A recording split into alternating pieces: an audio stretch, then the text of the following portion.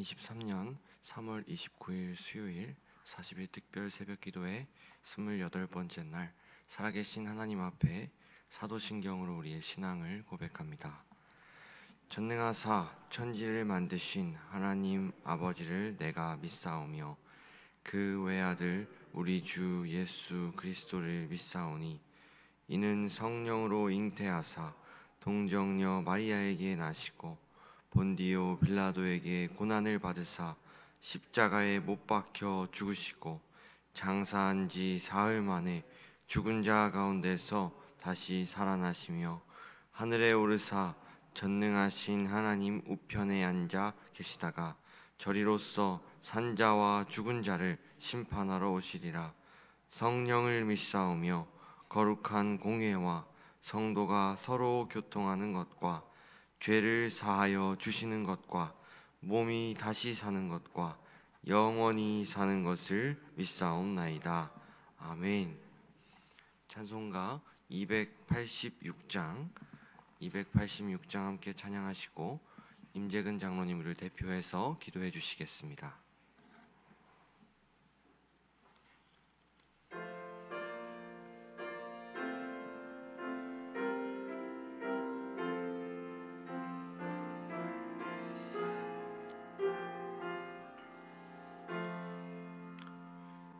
주 예수님 내 맘에 오사 날 붙들어 주시고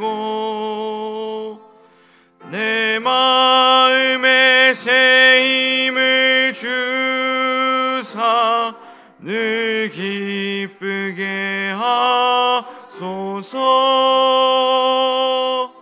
사랑의 주 내 마음속에 찾아오사 내 모든 죄 사하시고 내 상한 맘 고치소서. 주 예수님 내 맘에 오사 내 소원 다하시고 내 무거운 짐 맡아주사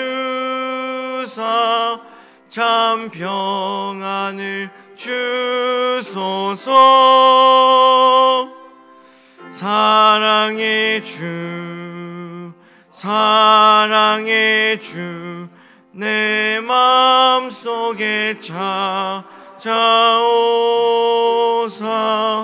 내 모든 죄 사하시고 내 상한 맘 고치소서.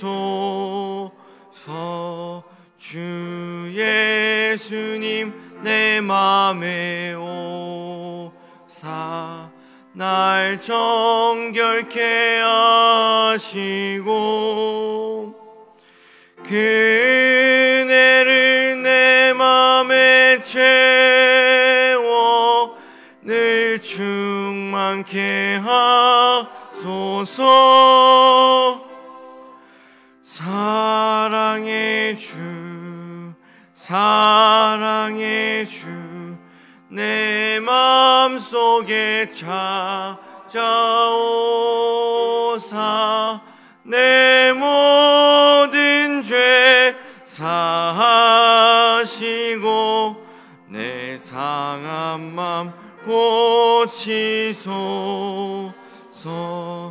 주 예수님 내 맘에 오사 내 길 인도하시고 주 성령을 내 맘에 채워 늘 충만케 하소서. 사랑의 주 내 마음속에 찾아오사 내 모든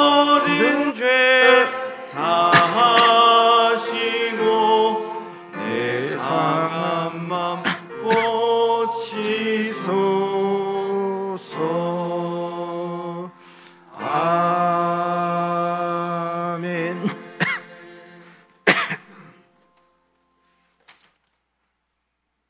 거룩하시고 존귀하신 하나님 아버지, 사순절 기간을 보내며 경건의 삶으로 그리스도의 고난을 기억하게 하심을 감사드립니다.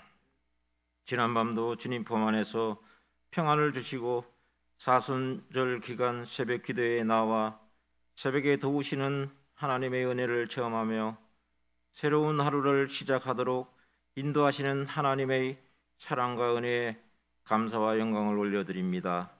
하나님 아버지, 우리의 허물과 죄악에 대해 애통하는 자로 통회하고 자복하는 마음으로 회개하오니 긍휼히 보시고 용서해 주옵소서. 코로나 장기화로 아직도 온전한 예배를 드리지 못하고 있는 이때 코로나19를 완전히 소멸시켜 주시고 주님의 도우심의 역사로 속히 예배당 예배가 온전히 회복되어 마음껏 주님을 찬양하고 예배하기를 원합니다. 우리의 삶과 인생이 하나님께만 있음을 기억하고 늘 살아계신 하나님을 찬양하며 주님의 그 어떤 것도 의지하지 않게 하옵소서. 사순절 기간 동안 저희의 죄와 허물을 뉘우치는 시간을 통해 더 큰 부활의 기쁨을 약속하시는 주님을 생각하며 고난에서 소망으로 바뀌어가는 사순절 기간이 되게 하여 주옵소서. 오늘도 삶에 지친 인생으로 많은 성도들의 아픈 한우들과 경제적 어려움 등으로 근심 걱정과 절망하며 살아가는 이들을 위로하여 주시고 인간관계 속에서 상처받은 심령 주님의 손으로 어루만져 주셔서 약한 자 새 힘을 주시며 특별히 병든 한우들에게 치유와 회복의 역사가 나타나게 하여 주시기를 원합니다. 지구촌 곳곳에서 전쟁으로, 지진으로, 기근과 질병으로, 분쟁과 갈등으로 혼돈의 시대를 보내고 있는 지금 부활의 영광을 바라며 그 어느 때보다 그리스도의 보혈의 능력이 나타나기를 기도합니다. 긍휼과 사랑으로 회복의 은혜를 베풀어 주시기를 원합니다.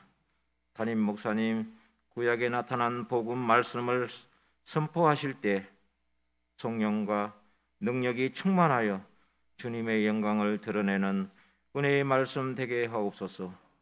사랑하는 모든 성도가 십자가 사랑 가운데 오늘 하루도 살게 하옵소서. 이 모든 말씀 보혈의 능력으로 우리를 깨끗게 하시는 예수 그리스도의 이름으로 기도드립니다. 아멘.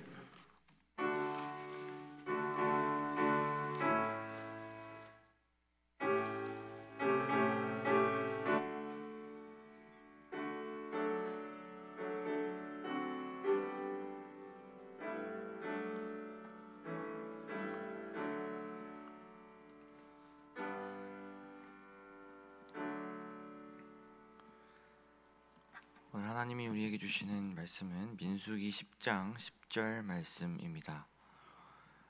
민수기 10장 10절 말씀입니다. 구약 성경 211쪽에 있습니다.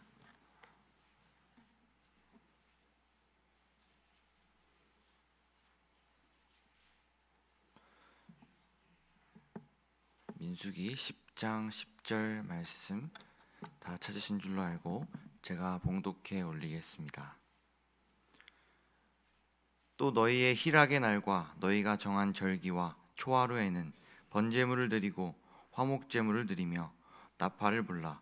그로 말미암아 너희의 하나님이 너희를 기억하시리라. 나는 너희의 하나님 여호와니라. 아멘.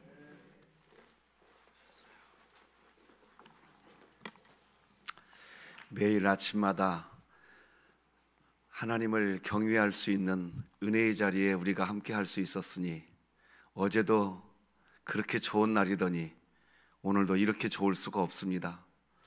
아침에 눈을 뜨고 만유의 주시고 만왕의 왕이신 하나님을 경배하면서 하루의 삶을 시작하게 된 여러분, 우리는 은혜 받은 하나님의 자녀입니다. 이 기쁜 날 주의 평강이 가득하기를 축복합니다. 오늘도 하나님께 드려진 예물이 있습니다. 기도하시겠습니다. 여기까지 인도해 주신 것 오직 주님의 은혜입니다. 주님 감사합니다. 참으로 주님 감사합니다. 40일 특별 새벽 기도회를 진행하며 감사의 삶을 작정하고 드리는 귀한 예물, 오늘도 우리 하나님 기쁘게 흠양하시고 감사의 삶이 전 인생을 덮게 하여 주시어서 우리 하나님과 동행하는 은총을 누리게 하여 주시옵소서. 이 예물이 쓰여질 때 오직 아버지의 뜻대로 쓰여지게 하시어서 하나님 나라 영혼 구원의 역사가 있게 하여 주시옵소서. 예수님의 이름으로 기도드립니다. 아멘. 자, 오늘도 우리 같이 우리의 정체성을 확인해 봅시다. 시작. 우리는 구원받았으나 죄인이며 오직 하나님의 사랑으로 사는 그리스도인이다. 아멘. 어제와 그제 방송 시스템에 좀 오류가 있어서 여러 가지 좀 불편한 부분이 있었는데 우리 교회 방송실 섬겨주시는 분들이 참 수고 많이 해주셨습니다. 오늘 아주 깔끔하게 다시 우리가 예배 드리는데 어려움 없도록 수고해 주신 분들께 감사의 인사를 드립니다. 오늘은 성막에 나타난 복음 두 번째 말씀 나누겠습니다. 우리는 어제 왜 우리가 성막을 공부해야 하는지 세 가지 이유를 나눴습니다. 오늘도 어제 이어서 세 가지 이유를 나누겠습니다. 네 번째, 왜 성막을 공부해야 할까요? 네 번째는 성막이 죄인의 구원 장소이기 때문에 성막을 공부해야 합니다. 우리는 다 죄인입니다. 죄인은 구원을 받아야만 하지요. 우리 인간이 어떻게, 특히 구약시대의 사람, 구약시대의 인간들은 어떻게 구원을 받았는지 성막은 우리에게 잘 가르쳐 줍니다. 하나님께서 천지를 창조하시고 아담과 하와에게 이렇게 말씀하셨지요. 선악을 알게 하는 나무의 열매를 따먹으면 반드시 죽으리라. 여러분, 우리나라뿐만 아니라 전 세계의 법령집을 살펴보면요, 죄에 대한 심판은 세 가지로 구분됩니다. 첫째는 벌금형이 있고요, 감옥형이 있습니다. 그리고 사형이 있지요. 죄에 대한 심판은 이 세 가지로 구분됩니다. 이 세 가지 외에는 없습니다. 네가 선악을 알게 하는 나무의 열매를 먹으면 너는 100만 원의 벌금형에 처해진다. 그거 아니었습니다. 네가 선악을 아는 나무의 열매를 먹으면 너는 1년간의 징역형을 살게 된다. 그것도 아니었습니다. 네가 선악을 알게 하는 나무의 열매를 먹으면 사형이다, 이거였습니다. 그래서 죄의 값은 사형, 사망입니다. 그 때문에 온 인류를 대신해서 예수님이 대신 죽으셨기에 우리는 구원을 받은 겁니다. 예수님이 죽으신 겁니다. 사형 받으신 겁니다. 문제는 구약시대 예수님이 십자가에 달려 죽으시기 전에 구약 성도들은 어떻게 구원을 받았느냐 하는 것입니다. 당연히 태어나실 예수님을 바라보게 됨으로 구원을 받은 겁니다. 그리고 그렇게 태어나실 예수님을 바라보면서 흠없는 비둘기, 양, 소 등등의 짐승, 이런 흠없는 짐승, 이런 짐승은 예수님으로 예표된 겁니다. 사람들은 흠없는 짐승을 데리고 와서 반드시 그 짐승의 머리에 안수해야 했습니다. 안수하지 않은 짐승은 그냥 짐승이고 안수한 짐승은 제물입니다. 그렇다면 안수는 제사장이 했을까요? 아니면 죄인이 안수했을까요? 누가 안수했을까요? 맞습니다. 죄인이 한 겁니다. 우리 하나님 말씀 같이 한번 읽어보겠습니다. 시작. 너희 중에 누구든지 여호와께 예물을 드리려거든 그는 번제물의 머리에 안수할지니. 안수는 전가입니다. 안수를 통하여서 자기 자신의 죄를 짐승에게 전가시키는 것입니다. 그리고 그 짐승이 죽는 겁니다. 제사장이 죽일까요? 그 짐승을? 아니면 죄인, 즉 제사 드리는 자기 자신이 짐승을 죽일까요? 누가 죽일까요? 제사장일까요? 아니에요. 죄인인 내가 죽이는 겁니다. 성경 말씀 같이 읽어봅시다. 시작. 그는 여호와 앞에서 그 수송아지를 잡을 것이요 그는 또 그 번제물의 가죽을 벗기고 각을 뜰 것이요. 죄인, 즉 제사 드리는 본인이 짐승을 죽이는데 그냥 죽이는 정도가 아니라 짐승의 가죽을 벗기고 각을 떠야 했습니다. 무엇을 의미합니까?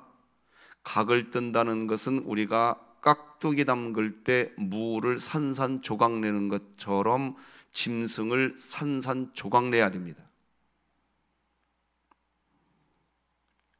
이것은 자기가 그 짐승을 산산조각 내는 그 행위를 직접 하는 것은 하나님, 제가 산산조각 나야 되는데 그걸 예표합니다. 제사는 그런 겁니다. 예배는 그런 겁니다. 오늘날 신약 시대의 예배는 설교를 통해서 은혜 받으면 돼. 예배를 이렇게 규정하려고 하시는 그런 분들이 계십니다. 그건 예배가 정답이라고 할 수 없습니다. 우리 자신이 산산조각 나야 되는 겁니다. 그래서 예배를 마치고 나면 나의 죄된 모든 것은 산재물이 되어 있었고 예배 전에 가지고 있었던 죄된 생각들, 남을 미워하고 시기하고 음란하고 정죄하고 했던 생각들은 완전히 사라져야 됩니다. 그런 예배를 드리시기 바랍니다. 그걸 기독교 예배라고 하는 겁니다. 그 예배자를 찾으시는 겁니다. 설교를 통해서 은혜 받아서 그런 접대용 멘트하는 걸 예배라고 하지 않습니다. 기독교 예배는 내가 산산조각 나는 겁니다. 그래서 로마서 12장 1절은 산재물이 되라고 이야기하고 있는 겁니다. 어쨌든 제사장이 짐승을 잡는 게 아닙니다. 죄인이 짐승을 잡는데 가죽을 벗기고 산산조각 내야 됩니다. 자신의 죄로 인하여 자기 자신이 죽어야 하는데 짐승이 대신 죽게 된다는 것을 하나님은 자기가 그 죄인이 고백하면서 제사 시작하라는 겁니다. 그 짐승이 죽음으로 인해서 내 죄가 사함을 받는 것입니다. 그때 죄인은 자기 죄를 대신해서 죽어가는, 그리고 불에 태워지는 짐승을 바라보면서 내가 저렇게 죽어야 할 존재다 외치는 겁니다. 그런 외침이 있을 때 제사장은 나팔을 불어줍니다. 그게 오늘 본문입니다. 같이 읽겠습니다. 시작. 또 너희의 희락의 날과 너희가 정한 절기와 초하루에는 번제물을 드리고 화목제물을 드리며 나팔을 불라. 그로 말미암아 너희의 하나님이 너희를 기억하시리라. 나는 너희의 하나님 여호와니라. 하나님, 제가 이렇게 오늘 죽어야 할 존재입니다. 외치고 제사할 때 저쪽 끝에 있던 제사장이 뿡 하면서 나팔을 불어줍니다. 나팔 소리는 환희의 소리입니다. 그 나팔 소리가 들려질 때 죄인은 자기 자신의 죄가 사함받았다는 것을 확인받는 겁니다. 그러니까 구약시대 성막은 보이는 복음이고 들리는 복음이었던 겁니다. 그렇게 성막을 접으면 예수님이 되고 예수님을 펼치면 성막이 되는 것입니다. 성막과 예수님은 하나인 겁니다. 자, 그렇다면 왜 호랑이, 늑대, 곰, 구렁이 같은 것을 제물로 사용하지 않았을까요? 이스라엘 랍비들은 이렇게 이야기합니다. 그런 것들을 제사 짐승으로 사용하면 짐승을 성막으로 데려오다가 사람이 다치기 때문이라고 설명합니다. 그러니까 소, 양, 염소, 비둘기는 사육하기 쉽고 성막으로 데려오기 쉽고 안수하기 쉬운 것, 나아가 그 짐승을 제물로 올릴 때 그 짐승을 잡아야 하는데, 가죽을 벗겨야 하는데 공격적이지 않은 짐승, 그래도 어렵지 않게 제물이 되는 것을, 그런 짐승을 제물로 사용하라고 하나님께서 말씀하신 것입니다. 그래서 성경에 보면 예수님을 순한 어린 양이라고 표현하는 겁니다. 다 같이 읽겠습니다. 에레미야 말씀부터 시작. 나는 끌려서 도살당하러 가는 순한 어린 양과 같으므로. 요한복음 시작. 이튿날 요한이 예수께서 자기에게 나아오심을 보고 이르되 보라, 세상 죄를 지고 가는 하나님의 어린 양이로다. 그러므로 우리들은 성막을 공부하게 되면 죄인이 구원받는 십자가의 복음을 정확하게 볼 수 있기에 그렇기에 성막을 공부하는 겁니다. 다섯 번째, 성막을 공부하면 성령께서 인도하시는 생활이 어떤 생활인지를 알게 됩니다. 기독교는 철저한 신본주의를 이야기합니다. 그걸 개혁주의라고 이야기합니다. 신본주의 삶이란 다른 게 아닙니다. 내 의지의 삶을 사는 것이 아니라 성령의 이끄심을 받는 삶을 사는 것을 신본주의라, 개혁주의라고 이야기합니다. 민수기 33장을 보면 이스라엘 백성들이 광야 생활을 하는 것을 요약해서 보여주는 내용이 나오는데, 성막을 옮기면서 진을 치고 또 진치고 또 옮겨서 또 진치고 또 이동하고 난 뒤에 또 진을 치고 하는 내용이 41번이나 나옵니다. 보여드리겠습니다. 진을 치고 진을 치고 진을 치고 진을 치고 진을 치고 진을 치고, 다음번 진을 치고 진을 치고 진을 치고 진을 치고 진을 치고 진을 치고 진을 치고 진을 치고 진을 치고, 다음번 쭉 나옵니다. 이렇게 해서 41번 진을 쳤다라는 내용이 쫙 나옵니다.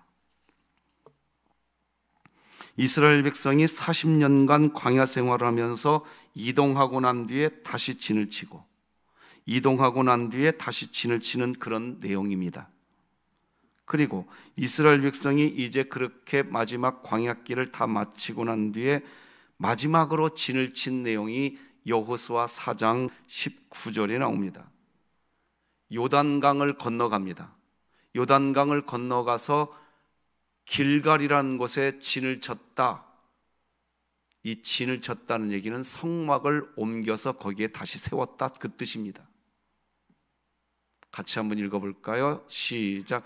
첫째 달 10일에 백성이 요단에서 올라와 여리고 동쪽 경계 길갈에 진침해. 이게 42번째 진을 친 겁니다. 성경이 보면 이스라엘 백성들이 그러니까 애굽에서 나와서 성막을 만들고 난 뒤에 계속해서 진을 치고 진을 치고 진을 치고 했던 이 진을 여호수아 4장 19절까지 합치면 모두 42번이 나옵니다. 42번 이동하고 진을 치니까 40년이 지나간 겁니다. 자, 그런데요, 마태복음을 보면 예수님의 족보가 나오는데 누가 누구를 낳고 누가 누구를 낳고 또 세월이 흘러가서 또 누가 누구를 낳고 또 세월이 흘러가서 또 누가 누구를 낳고 이 족보가 42명의 족보가 나옵니다. 몇 명이라고요? 42명의 족보가 나옵니다. 가나안 땅의 마지막 성막진을 친 것은 42번째였습니다. 그때 성막진 치는 게 끝났습니다. 예수님이 오신 족보의 기록 42번으로 기록됩니다. 왜 하나님은 이렇게 성경을 기록하셨을까요?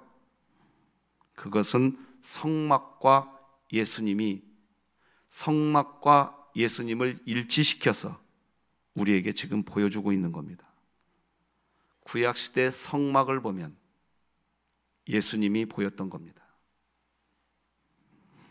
가나안 땅에 마지막 성막 진치는 거, 그렇게 되는 겁니다. 이스라엘 백성이 이렇게 42번의 진을 치고 성막을 다시 세울 때, 그때 이스라엘 백성들이 무슨 회의를 했다, 그런 내용 하나도 없습니다.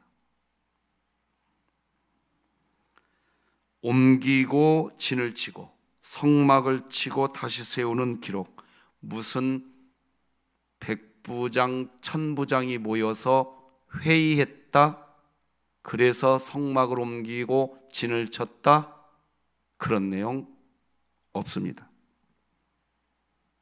모세 마음대로 끌고 간 것도 없습니다. 어떤 족장들의 주장도 없습니다. 오직 구름기둥, 불기둥이 움직일 때 움직였습니다. 좀 더 정확하게 설명을 드리면 성경은 구름기둥, 불기둥으로 인도하셨다라고 하는데 불기둥은 밤에 나타난 기둥이었습니다. 그런데 성경 기록을 보면 밤에 이동한 경우는 없습니다. 밤에는 사막에서 추우니까 하나님은 밤에 불기둥으로 이스라엘 백성들을 보호해 주셨습니다. 그러니까 성막을 제대로 공부하면 이렇게 표현할 수 있습니다. 구름 기둥으로 삶을 인도해 주시고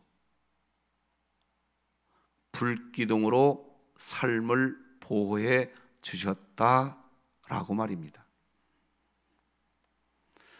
앞으로 이제 우리 진흥교회는 구름 기둥, 불기둥으로 인도해 주십시오라는 기도는 이제는 조금 조심하시고 구름 기둥으로 우리를 인도해 주시고 불기둥으로 우리의 삶을 보호해 주옵소서. 이렇게 기도하면 정확할 것 같습니다.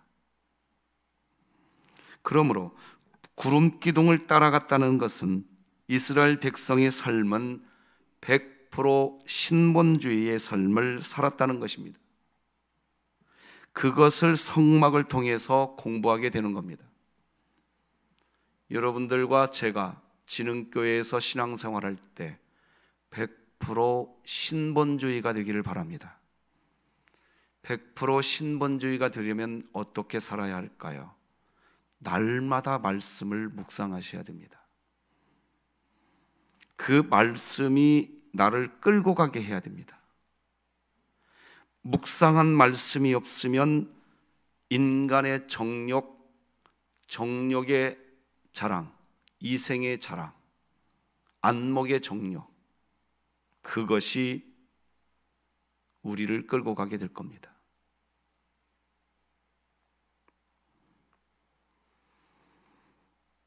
그러므로 우리는 성막을 제대로 알면 우리 삶에 더덕더덕 붙어있는 인본주의, 우리 교회는 이것을 복음주의라고 이야기합니다. 복음주의 이꼴 인본주의입니다. 신본주의 이꼴 개혁주의입니다. 우리 교회는 이 부분이 구분되셔야 됩니다. 개혁주의는 무엇을 개혁주의라고 이야기하느냐? 우리가 구원받는 일에 있어서 오직 하나님의 은혜로 구원받는다는 것을 우리는 개혁주의라고 이야기합니다. 복음주의는 뭐냐? 하나님이 구원을 하시기는 하지만 인간이 뭔가 수고하여야 구원받는다라는 것을 살짝 집어넣은 것을 우리는 복음주의라고 이야기합니다. 여러분, 사람이 행복하면 교회 생활이 행복할까요? 이건 복음주의입니다. 개혁주의는 뭐라고 얘기하느냐? 언제 교회 생활이 행복해지는 줄 아십니까? 하나님이 영광 받으시면 교회는 행복해집니다. 이건 개혁주의입니다. 오늘날 복음주의가 교회 안에, 인본주의가 교회 안에 더덕더덕 붙어들어 있습니다. 그래서 사람이 행복해야 교회가 행복하다는 말이 정당한 것처럼 들려지고 있습니다. 아닙니다. 그건 복음주의요, 인본주의입니다. 개혁주의는 뭐냐? 내가 십자가의 길을 간다고 해도 하나님이 영광 받으시면 교회 생활은 행복해지는 줄 믿으시기 바랍니다. 우리 교회는 그 개혁주의를 따라가는 교회입니다. 그러므로 신앙생활하면서 나의 행복을 우선하지 마시고 하나님의 영광이 우선되시기를 우리 구주 예수 그리스도의 이름으로 축복합니다. 이건 제 목사의 궤변이 아닙니다. 지금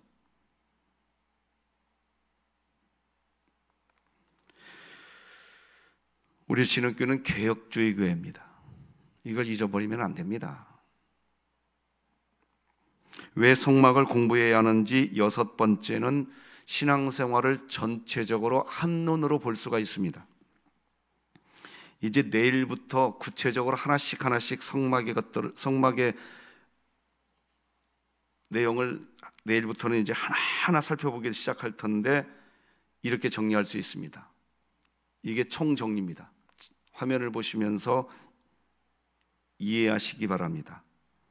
성막 문에서 구원론을 만나게 됩니다. 번제단에서 죄론을 만나게 됩니다.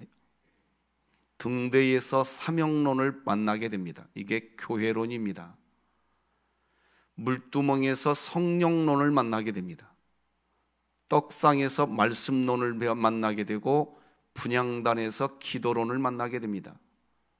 법궤에서 부활론을 만나게 됩니다. 그래서 이번 40일 특별 새벽 기도에는 부활주일 이후에 한 주간을 집어넣어서 날짜를 잡았습니다. 부활주일이 끝나고 난 한 주간 동안도 40일 특별 새벽 기도에 한 주간이 남는데 그 기간에 분향단과 법궤를 다루겠습니다. 부활이 뭔지. 그래서 우리 진흥교회가 이번 사순절, 사실 개혁주의에서는 우리 대표기도 하시는 분들이 사순절 표현을 해주시는데 사순절 절기를 우리 교단은 지키지 않습니다. 이것 감안해 주시기 바랍니다. 앞으로 그 이유를 복음주의에서 지킵니다. 사순절을. 개혁주의에서는 사순절 안 지킵니다.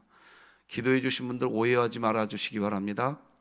기도를 잘못했다는 것을 말하는 것이 아니라 제가 잘 가르쳐드리지 못한 제 탓입니다. 그러니 오해하지 마십시오. 우리 개혁주의 교단은 사순절 안 지킵니다. 복음주의에서 지켜요. 그 부분은 나중에 설명해 드리겠습니다. 여러분이 정확하게 아시게 될 겁니다. 극동방송을 틀어도 사순절 이야기하던데요. 목사님 무슨 말하고 계세요? CTS, CBS, C3TV, 복음TV 다 사순절 이야기하던데 목사님 갑자기 무슨 말하고 계세요? 나중에 설명해 드리면 아하 그렇게 될 겁니다. 오늘은 시간이 없습니다. 어쨌든 우리 진흥교회는 개혁주의 교회입니다. 개혁주의 교회는 사순절 이야기하지 않습니다. 그쯤은 알고 계시기를 간곡히 부탁드리겠습니다. 우리들이야 사순절 지키든 뭐하든 무슨 상관이 있겠습니까? 안 그렇습니까? 저도 그렇습니다, 사실은. 그런데 그 의미가 어떤 의미를 담고 있는지를 아시게 될 겁니다. 후에 기회가 되면 설명해 드릴 테니 우리 교회는 일단 그 정도만 이해해 주시기를 부탁드리겠습니다. 다시 말씀드리지만 지금까지 대표기도해 주시는 많은 분들이 사순절에 대한 거론을 해오셨습니다. 그래서 한 번쯤은 제가 설명해 드려야 될 것 같아서 이야기 드린 거니까 대표기도 하신 분들, 목사님 나 들으라고 설교하나 혹이라도 또 그런 불편한 오해가 없기를 바랍니다. 개혁주의가 우리 교회라는 걸 설명드리려고 하는 겁니다. 이 진심을 알아주셨으면 좋겠습니다.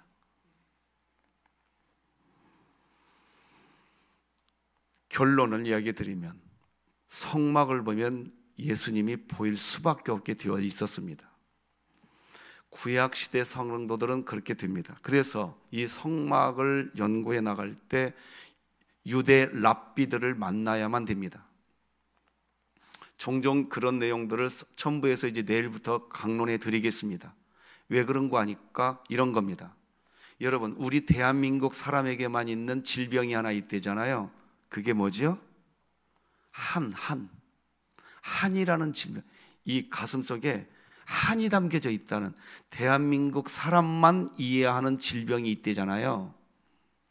제가 왜 갑자기 이 말을 꺼내는 거 하니까 유대 랍비들을 만나게 되면 구약시대 성막에 대해서 알 수가 있습니다. 그게 무슨 말이냐? 유대인들, 우리들이 성경을 연구할 때 우리들은 못 보는 게 있습니다. 그런데 유대인들은 성경을 연구할 때 그냥 당연히 보이는 게 있단 말입니다. 그게 바로 뭐냐? 성막을 보면 예수님이 보인다는 겁니다. 앞으로 그것을 이제 내일부터 하나하나 각 부분을 이야기할 때 첨부해서 설명해 드리겠습니다. 제가 지금 무슨 얘기를 드리려고 하느냐? 유대인들은 알고 있었다는 거예요. 뭘 알고 있었냐? 성막을 보면 누가 보인다? 그래요. 예수님이 보였던 겁니다. 구약시대 무엇으로 구원받았는지 이제 내일부터 여러분이 실체적으로 보시게 될 겁니다. 이제 아, 그랬구나. 우리가 성경을 진짜로 오해했구나. 이제 손으로 쥐어 여러분이 잡을 수 있게 되실 겁니다. 그래서 구약에는 복음이 나타나 있다는 것을 아시게 될 겁니다. 그런데 왜 우리가 그동안 다시 정리하면 구약은 율법, 신약은 복음, 왜 이렇게 구분되었을까요? 이것도 복음주의 때문입니다. 개혁주의가 사라져버렸어요.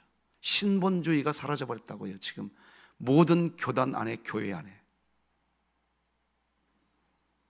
마지막 말세 시대에 왜 하이델베르그 성경 교리를 공부해야 하고 왜 개혁자들이 쓴 글을 다시 우리가 뒤집어 돌아가야 되느냐? 교회가 신본주의를 이뤄가고 있습니다. 한번 따라서 하십시다. 하나님의 영광이 교회의 행복이다. 이거 가슴에 새겨놓으셔야 됩니다. 사람의 행복이 교회의 행복이 아닙니다. 사람은 타락한 존재입니다. 타락한 존재의 행복은 무엇으로 행복한 줄 아십니까? 나 만족입니다. 나 만족이 되어야 사람이 행복하다고 이야기합니다. 그런데 교회가 사람이 행복하면 교회가 행복하다, 이 논리에 함몰되기 시작하면 교회는 신본주의를 잃어버립니다. 다시 한번 따라서 하십시다. 하나님의 영광이 교회의 행복이다. 이거 잊지 마십시오. 말씀 맺겠습니다. 우리는 6가지 성막을 공부해야 되는 이유를 나눴습니다. 첫째, 하나님을 만날 수 있는 길을 발견하게 됩니다. 둘째, 성막을 공부하면 예수 그리스도를 바로 알고 바로 믿을 수 있게 됩니다. 세 번째, 성경의 많은 주제 중 성막이라는 주제의 말씀이 가장 많습니다. 네 번째, 성막이 죄인의 구원 장소이기 때문에 성막을 공부해야 합니다. 다섯 번째, 성막을 공부하면 성령께서 인도하시는 생활이 어떤 생활인지를 알게 됩니다. 6번째, 신앙생활을 전체적으로 한눈으로 볼 수 있습니다. 사랑하는 성도 여러분, 오늘도 이렇게 좋은 날, 이렇게 좋을 수가 없습니다. 주 안에서 평안하시기를 주님의 이름으로 축복합니다. 기도하십시다. 하나님 아버지, 감사합니다. 성막을 접으면 예수님이 보이고 성막을 펼치면 복음이 보이게 되는 놀라운 역사가 우리 교회 안에 일어나게 하여 주시옵소서.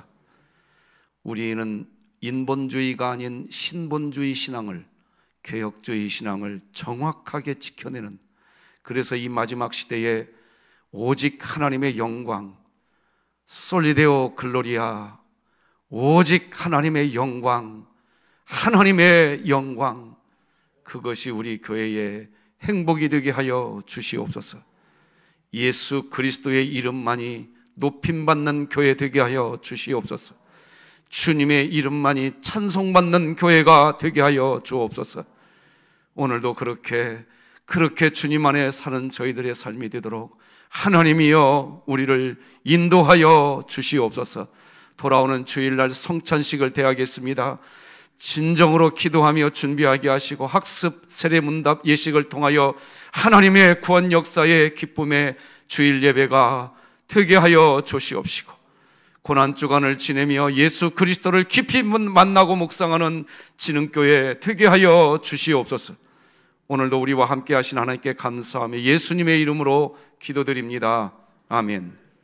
예수님의 은혜와 하나님 아버지의 극진하신 사랑과 성령님의 감화, 감동, 내주 교통 역사 충만한 은총이 하나님을 예비하는 성도들의 심령과 머리 위에 우리 진흥교회 위에 이제로 영원토록 함께할지어다.